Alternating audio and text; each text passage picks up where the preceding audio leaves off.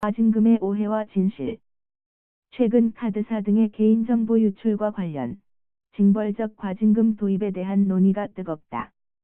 이런 중에 생명보험사 등에 내린 1,000억 원대의 과징금이 위법하다는 법원 판결도 나오고 있다.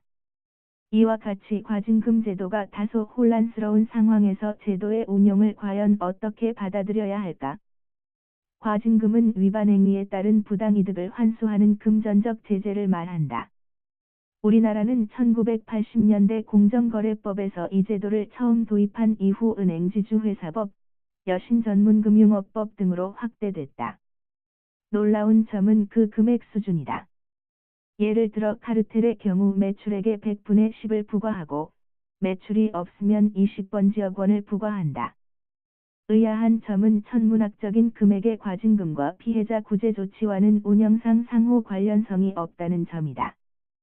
관리당국이 위법 행위에 대하여 과징금 제재를 하고 징구한 과징금에서 피해자 구제 조치를 하지 않고 있는 것이다.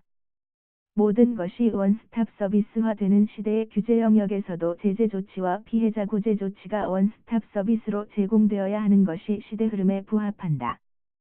특히 관리당국을 국민의 공복으로서 공공서비스를 제공하는 대리인으로 보는 시각으로 볼 때에 이와 같은 원스톱 서비스는 너무나 당연한 의무사항이기 때문이다.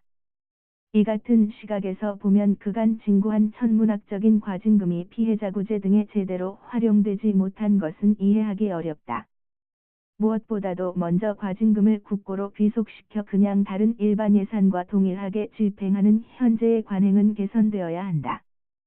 과징금을 특별기금 등으로 분류하여 전부 또는 일부가 피해자 구제에도 사용되도록 제도 개선을 할 필요가 있다.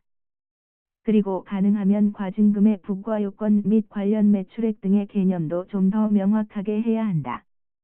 이번 개인정보 유출 사태의 발생 및 대책론의 과정에서 아쉬운 점은 실제 피해자인 금융소비자는 논의의 중심에서 벗어나 소외됐다.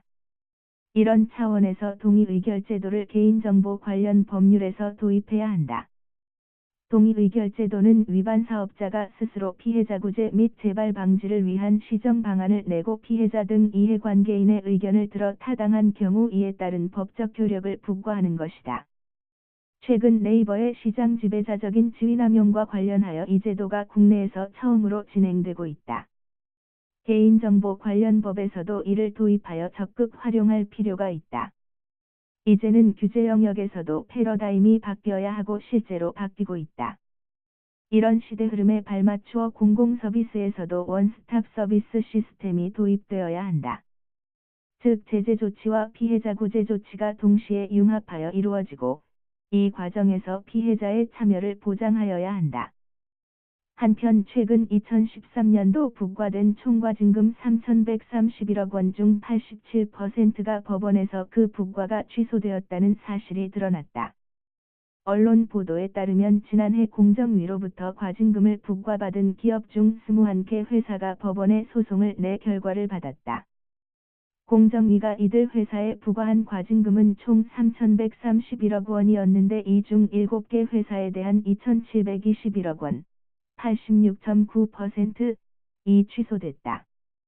특히 유통담합을 이유로 정유사에 내린 과징금 취소가 큰 비중을 차지했다.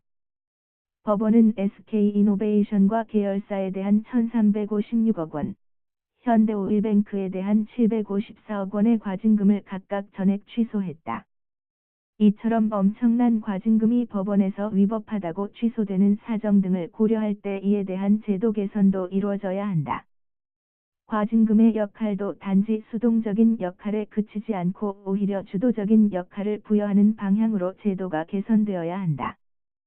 동의의결제도 등의 적정한 활용과 과징금 취소에 대한 현상 고려를 통해 과징금 제도가 합리적인 대안으로 자리매김하기를 기대해본다.